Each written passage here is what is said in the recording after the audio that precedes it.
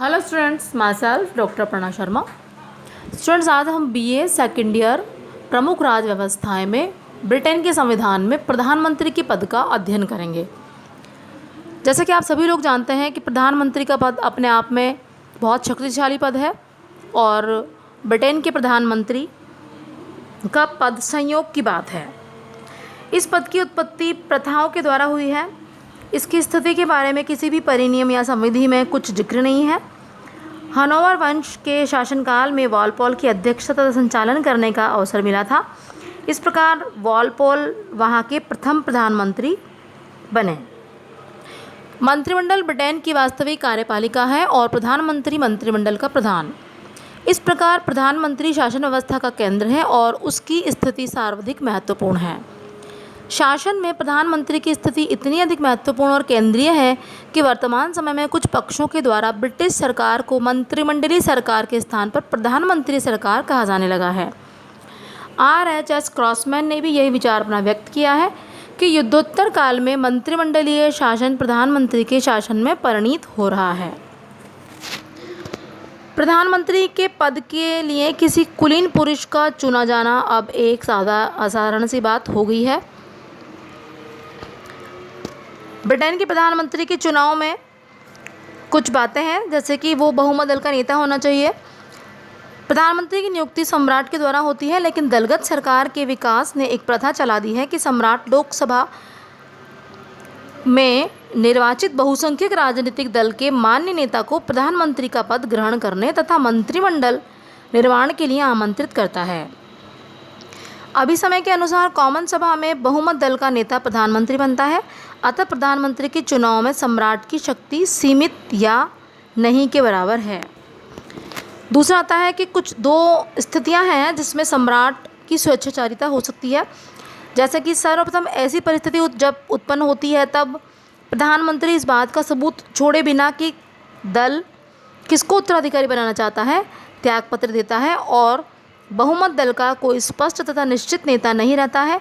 लेकिन यह अधिकार ऐसा है जिसका सफल प्रयोग इस बात पर निर्भर करता है कि सम्राट के द्वारा नामजद यानी कि चुना हुआ राजनीतिज्ञ शक्तिशाली सरकार का कहाँ तक निर्माण कर सकता है। वहीं इसकी दूसरी स्थिति है कि जबकि सम्राट अपने निर्णय को लागू कर सकते हैं और वह है कि कॉमन सभा में दल के रंग दल कुछ ऐसे हो कि स्पष्ट सरकार का अनुमान नहीं हो पा रहा हो। यदि पराजय होने पर सरकार त्यागपत्र दे देती है तो सम्राट को विरोधी दल के नेता को सरकार बनाने के लिए आमंत्रित करना चाहिए। नेक्स्ट है लॉर्ड सभा का सदस्य प्रधानमंत्री नहीं। सर रॉबर्ट वॉलपोल के समय में यह एक सुनिश्चित नियम सा बन गया है कि प्रधानमंत्री कॉमन सभा या लॉर्ड सभा दोनों में से किसी एक सदन का सदस्य हो। लेकिन 20वीं शताब्दी में यह भी निश्चित हो गया कि प्रधानमंत्री को कॉमन सभा का सदस्य होना चाहिए। यह नियम कि प्रधानमंत्री को कॉमन सभा का सदस्य होना चाहिए अनिवार्य नहीं है।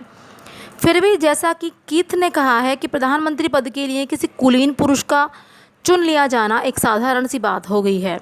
चूँकि मंत्रिमंडल कॉमन सभा के प्रति उत्तरदायी है और उसका जीवन मरना कॉमन सभा के विश्वास से संबंधित है, इसलिए उसके नेता को अवश्य ही कॉमन सभा का सदस्य होना चाहिए।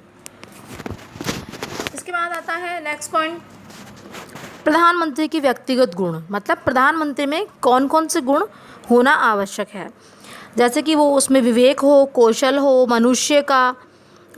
मनुष्य पर शासन करने की शक्ति, विश्वसनीयता, व्यक्तियों की पहचान, प्रतिभाशाली हो, अच्छा वक्तव्य देने वाला हो, एक शिक्षात्मक निर्णय के लिए वो योग्य हो।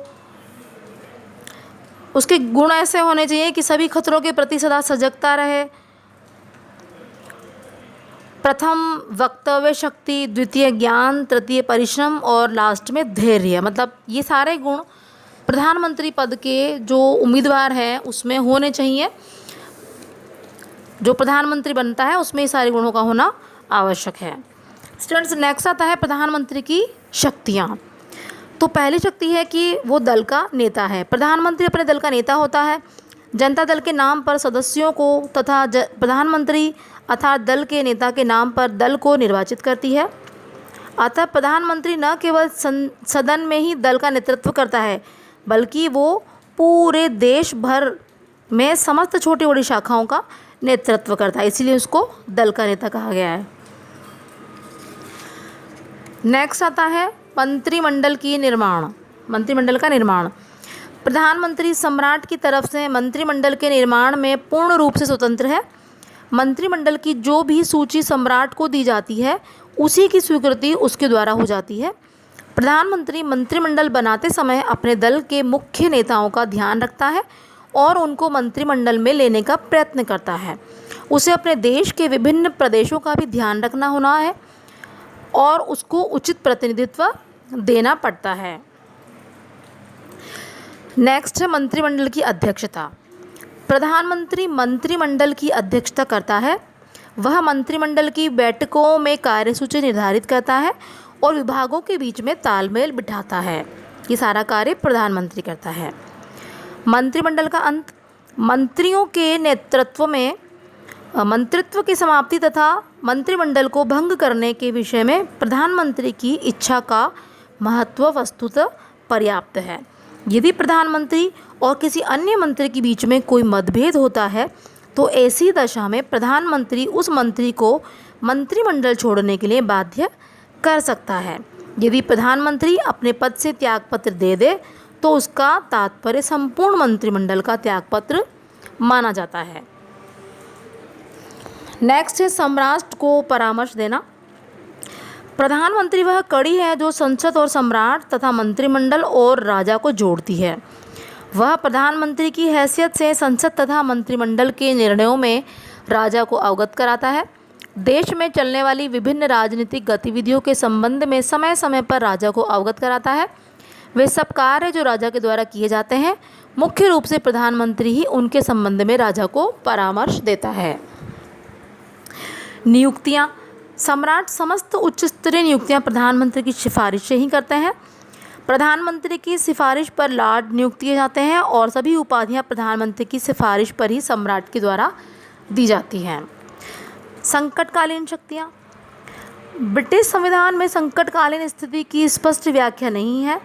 जिस प्रकार हमारे भारत में संकटकालीन शक्तियाँ जो राष्ट्रपति को दी गई है अनुच्छेद 352, 356 और 360, तो उसी प्रकार से ब्रिटेन में भी संकटकालीन शक्तियाँ दी गई हैं। तो यह है कि प्राय व्यवहार में संकट के समय ब्रिटिश प्रधानमंत्री के दायित्व और शक्तियों में वृद्धि हो जाती है। संकट के समय प्रधानमंत्री तानाशाह के रूप में कार्य करता है। नेक्स्ट आता है शासन का संचालन तथा राष्ट्र का प्रतिनिधित्व। वास्तविक रूप से शासन प्रमुख के सभी अधिकारों का प्रयोग प्रधानमंत्री और उसके मंत्रिमंडल के द्वारा किया जाता है। वह शासन का मुखिया है। सभी विभाग उसकी देखरेख में काम करते हैं। वह विविध मंत्रालयों के कार्यों में सामंजस्य बनाए रखता है और उनके कार्यों की सामान्य देखभाल भी करता है। अतः अंतर्राष्ट्रीय उत्सवों में, अंतर्राष्ट्रीय महत्व के सभी कार्यक्रमों में प्रधानमंत्री पूरे देश के प्रतीक के रूप में कार्य करता है। वह संपूर्ण देश का प्रतिनिधित्व करता है और वह देश का प्रतिनिधि तथा नेता होता है। नेक्स्ट आता है लोक सदन का नेतृत्व। प्रधानमंत्री लोक सदन का नेता भी होता है। लोक सदन का नेता होने के कारण वह अपने दल के बहुमत के कारण प्रधानमंत्री लोक सदन को अपने नियंत्रण में बनाए रखता है। प्रधानमंत्री को अपने मंत्रियों के साथ संसद में संपूर्ण व्यवस्थापन कार्य का संचालन करना पड़ता है और प्रशासन संबंधी सब प्रश्नों का उत्तर देते हुए संसद का सीधा सामना करना पड़ता है। देश के प्रशासन नीति के संबंध में संसद व संसद के बाहर प्रधानमंत्री को ही घोषणाएं करनी पड़ती है। संसद का नेता होने के कारण उसे लोक सदन को भंग करके उसका पुनर्निर्वाचन करने का अधिकार प्राप्त है। तो स्टूडेंट्स, ये ब्रिटेन के प्रधानमंत्री की शक्तियाँ हो गई कि उसे किस प्रकार की शक्तियाँ प्राप्त है। जैसे कि नंबर 1 दल का नेता, नेक्स्ट इज मंत्रिमंडल का नेतृत्व, मंत्रिमंडल की अध्यक्षता, मंत्रिमंडल का कार्य संचालन, मंत्रिमंडल का अंत, लोक सदन का नेतृत्व, सम्राट को परामर्श देना, नियुक्तियां करना, संकटकालीन शक्तियां और शासन का संचालन तथा राष्ट्र का प्रतिनिधित्व, ये सारे काम ब्रिटेन के प्रधानमंत्री के हैं और ये सारी उसकी शक्तियां हैं। अब स्टूडेंट हम देखेंगे ब्रिटेन के प्रधानमंत्री की वास्तविक स्थिति क्या है। ब्रिटिश प्रधानमंत्री की शक्तियां विधि की देन है, इसलिए बहुत हद तक वे उसके व्यक्तित्व के प्रभाव पर निर्भर करती हैं। प्रधानमंत्री के बारे में ग्लैडस्टोन का कहना है कि प्रधानमंत्री मंत्रिमंडल रूपी भवन की आधारशिला है। लॉस्की ने कहा है कि प्रधानमंत्री मंत्रिमंडल के निर्माण, उसके कार्य एवं उसके भंग करने का केंद्र बिंदु है। जेनिंग्स की राय है कि प्रधानमंत्री को संपूर्ण संविधान की आधारशिला कहना ही उपयुक्त है। लॉवेल ने कहा है प्रधानमंत्री मंत्रिमंडल रूपी मेहराब की आधारशिला है। रैमजो मेयर ने कहा है कि मंत्रिमंडल राज्य रूपी जहाज का यंत्र है और प्रधानमंत्री उसका चालक है। मैरियट के शब्दों में वह देश का राजनीतिक शासक है। मुनरो के अनुसार कोई भी व्यक्ति किसी अन्य मंत्री के निवास स्थान के बारे में कुछ भी नहीं जानता, परंतु मूर्खाधिराज भी 10 डाउटिंग स्ट्रीट को जानते हैं। प्रधानमंत्री महत्वपूर्ण व्यक्ति होता है। वह प्रत्येक विभाग के मंत्री का सहयोगी होता है और समस्त विभाग का अध्यक्ष होता है।